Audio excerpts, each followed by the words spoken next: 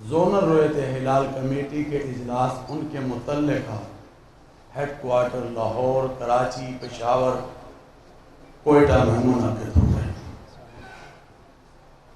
ارکان زونل رویت ہلال کمیٹی اسلام آباد جنہوں نے ہمارے ساتھ جو شہید تھے، مفتی محمد اقبال نعیم، مفتی عبدالسلام جلالی، علامہ سجاد حسین نقوی۔